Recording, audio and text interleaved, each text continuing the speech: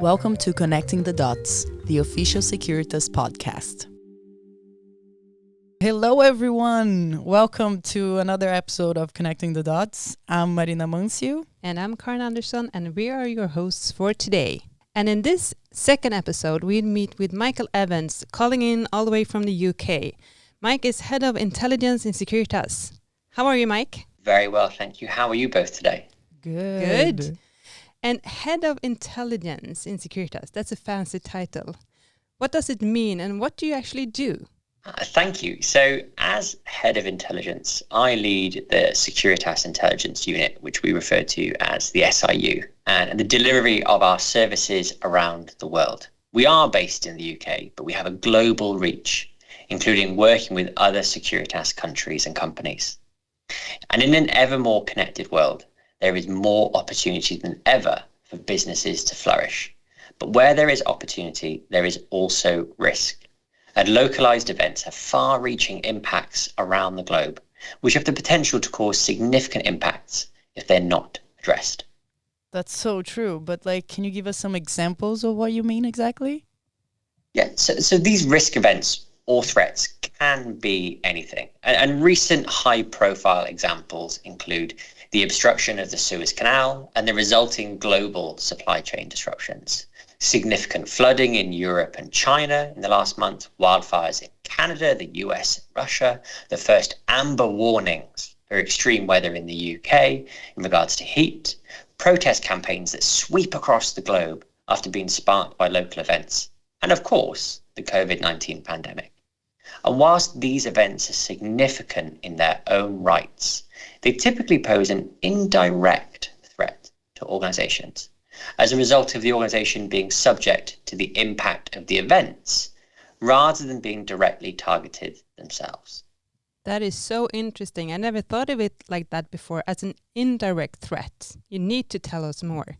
So, in relation to the direct threats then, these are the ones that are specifically targeting an organization.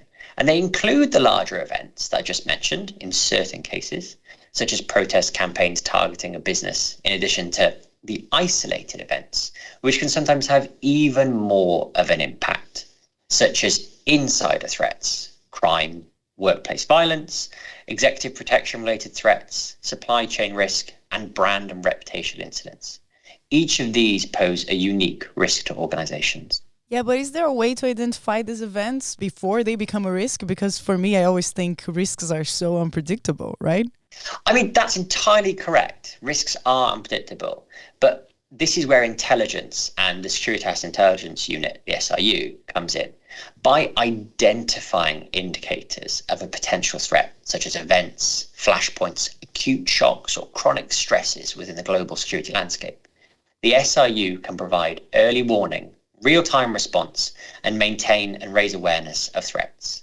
By delivering accurate, timely, relevant, actionable intelligence, we can provide stakeholders with decision-making advantage and the confidence that the decisions that they are making are the right ones to protect their organizations, operations, and assets. And that includes people, property, brand, and reputation. Okay, but that leads me to another question. Is this really our job as a security company? Aren't there other companies or authorities that should be the one managing this?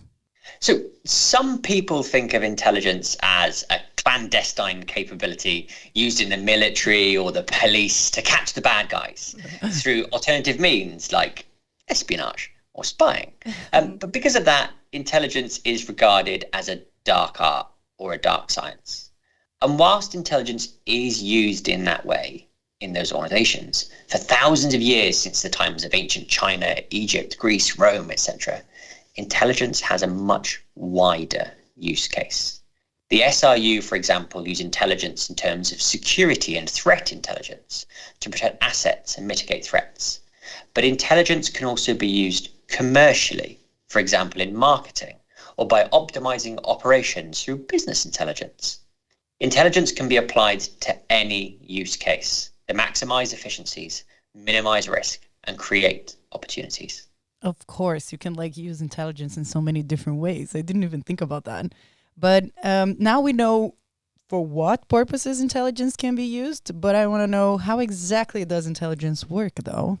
So let's start with a kind of a dictionary definition. So intelligence in context of the SIU, we define it as the product of the collection, processing, and analysis of available information related to threats, risks, and relevant security information, with the aim of disseminating this as a product to stakeholders to provide them with a decision advantage and confidence to safeguard their people, property, assets, operations, and reputation, and maximize their return on investment by managing risk and realizing opportunities. Now, that's a really buzzword-heavy definition of what the SIU does. But in short, we identify the stakeholders' intelligence requirements to protect their assets and mitigate threats.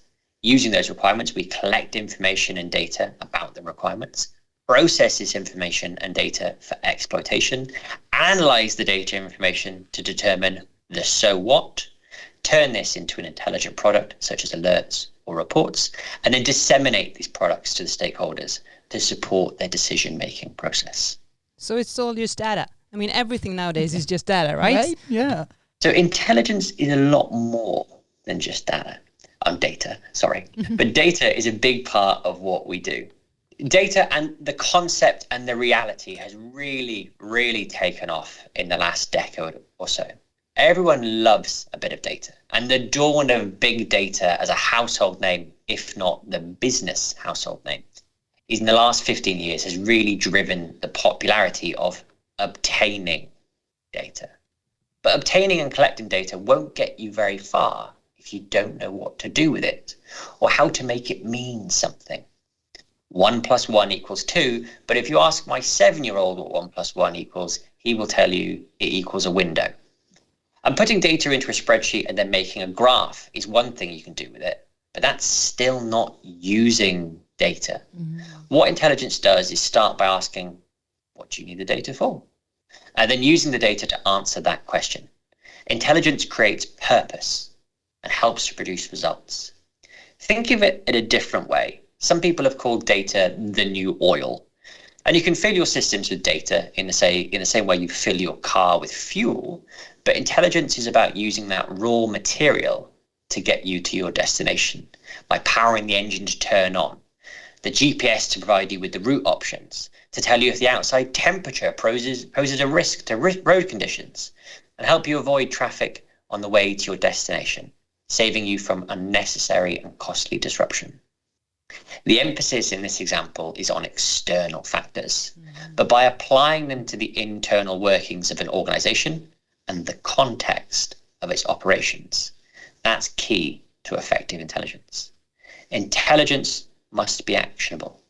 It informs decision makers of what's going on, how it affects them and their business, and what actions are available to mitigate against any unwanted impacts.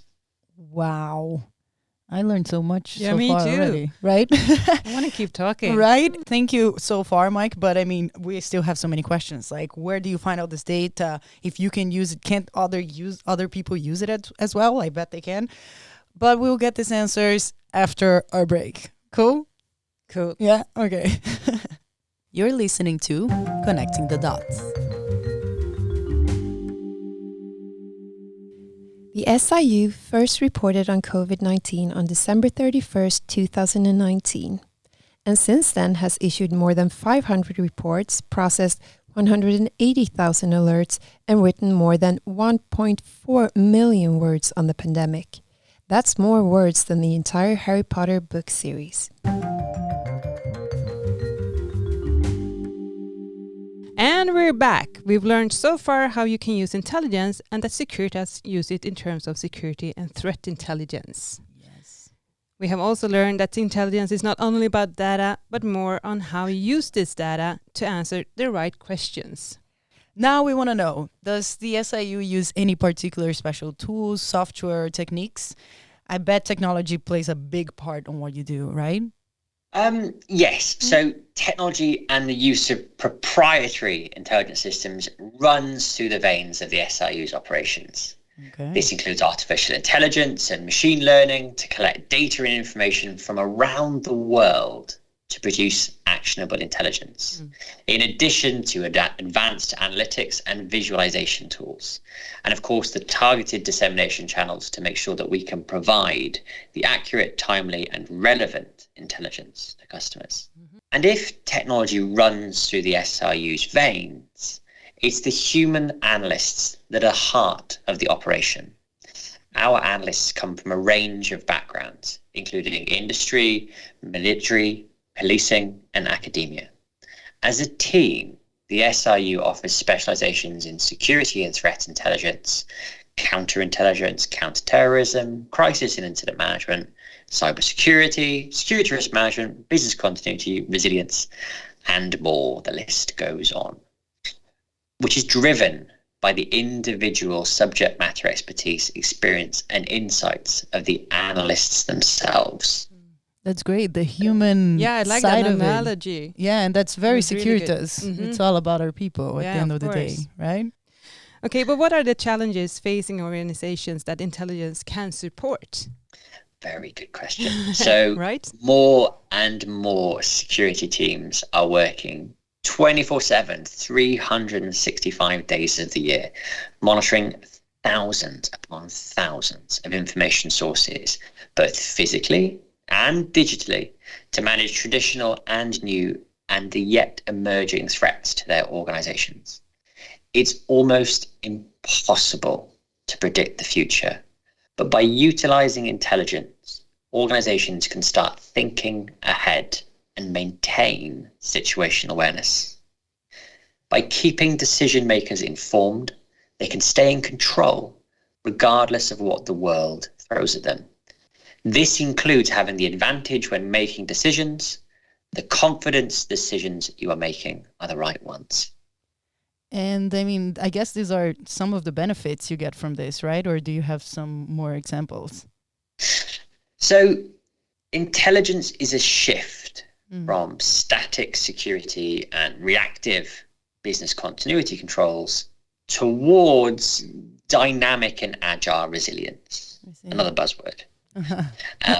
With this in mind, intelligence enables organizations to focus on their core business and their core operations, safeguarding against the cost of disruption and maximizing their all-important value. Or turning what I said earlier on its head, where there is risk, there is also opportunity. And by utilizing actionable intelligence, organizations can optimize, enhance, or even revolutionize their ways of working to not only keep up with the changing world, but also stay ahead of it. That's so amazing. Like, that's so cool.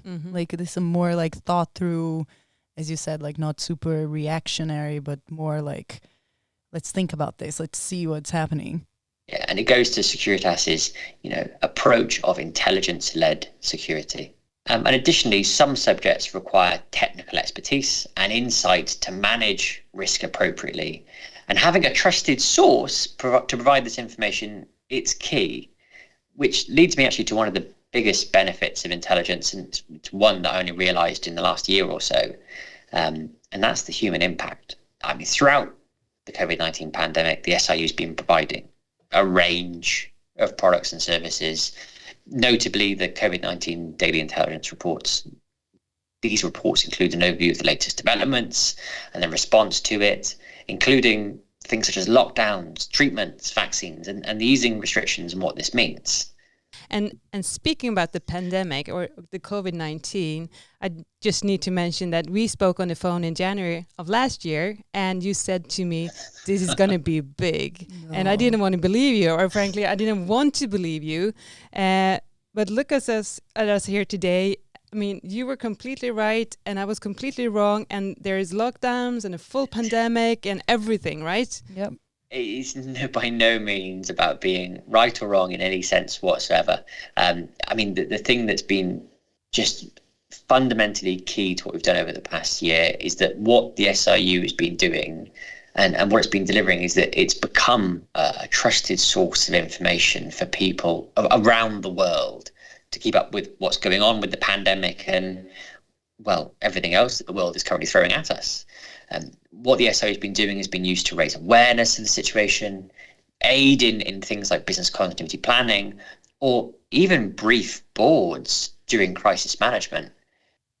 But what I really didn't realize when we first started providing intelligence in relation to COVID-19 was how powerful these reports were in helping people who were concerned or worried or even anxious about the situation, which goes back to my point about the human impact. The SIU, myself and the rest of the team, we've been blown away by the amount of people within the organization and outside of it as well, who have sent an email or picked up the phone or even video called on Teams, because seeing people in person is still a bit of a challenge at times. Yeah. And they get in touch to say how much information has helped them throughout this stressful time. It's been incredible. That's lovely. It's really nice to hear. Yeah, amazing. But does that mean that, like, for the SIU team, and somehow this pandemic brought intelligence into the spotlight within Securitas? Could we say something like that? Very much so. And that, again, kind of, I'm going to use my favorite line of where there is risk, there's opportunity. I love that line. And I mean, the SIU, I mean, we first identified the cases of pneumonia of unknown cause on the 31st December 2019, long before it started to pick up traction in the world's media circuit. We alerted our premium customers to it immediately and provided updates on the situation as it escalated at picked up pace throughout early January 2020. It was at this time I remember being introduced to a number of risk managers in Securitas, including Carin. Yeah, I'm not a risk manager though, but no. But I remember coming on that call yourself and the risk manager at group, and that's yes, true. Yes, that was a light bulb moment, I think. Definitely. And it's not just in Securitas, it's with customers as well. And we were advising them at that very early stage back in January 2020 of a potential pandemic scenario. And I remember Carin's face. That's crazy. On Teams, because we were on Teams. And it was at that time I remember receiving more than a few strange looks. Carin. Yes, thank you. I was not alone in this, right? But as the situation took hold, that early warning, those conversations we were having were key to our successful response. The pandemic and indeed the resulting lockdowns around the world have stress-tested businesses like no other situation they have ever experienced. And the response itself has further complicated matters, I think it's fair to say, particularly for businesses and organizations who have been impacted by the complex and changing social, economic, and indeed travel restrictions, in addition to having to comply with new and changing legislation and public health guidance. Intelligence has been critical to staying ahead of the pandemic, not just of the virus, but of the changing global landscape itself. We've all heard the term new normal, and some may have heard of the now normal, whereby we live within the current restrictions or measures until the next wave of infections changes things again. But for me, it's about realizing there's no such thing as normal, pandemic or not. By being informed of what's happening now and what's happening next, or what could happen next, we can remain in control. Which ultimately brings us back to the start of the conversation. Where there is opportunity, there is risk. But where there is risk, there is also opportunity. And by using intelligence, we can realize Securitas' goal of seeing a different world. I like that. Wow. Yeah. That's And I like the word now normal. Yeah. Right? Yeah. I really do. Yeah. Mike, this has been super interesting, and it feels like I want to know more. I want to learn more. And I want to know everything that you know. Right? Me too. Can we make like a 3-hour podcast or something? Every week? Exactly. Thank you so much for, explaining everything and more of what you do in SIU, Mike. Yes, thank you. No, thank you both very much for having me today. But before we go, we need to play the connection game. Connection game, yes. Maybe you heard it in the last podcast with Mauro, and we will say 3 words. And then you have to say the first thing that comes to your mind when you hear each of these words, okay? Thankfully, this isn't live. Yeah. That's good, right? Yeah, go for it. And just want to mention to the listeners that you don't know these words. This Yeah. is the words you have not seen this before, so this is really exciting, I think. Yes. So the first word is space. New destinations. Oh, good. Wow, I love that answer. Yeah, me too. Mm. You ready for the next one? Yep. So the next one is green. Fields and opportunity. Mm. Oh, I almost saw the fields in my mind. you Yeah, know? me too. Right? I got the last one for you, Mike. Here on this second episode of Connecting the Dots podcast version. No The pressure. No pressure. The last word is person. Together. Oh, Oh, that's I like so that one. cool. It's a good ending for Yeah. this podcast. Oh, amazing. Mike, Yeah. thank you so much one more time for being here. This was awesome. Yeah, thank you, Marina. Thank you, Carin, for hosting too. Yeah. And thank you so much for everyone that is listening too. Please let us know if you like this format, wherever you're listening to this podcast. And we'll see you guys in the next episode. Yeah. Yes, Okay. definitely. Bye. Bye. Brilliant. Bye bye.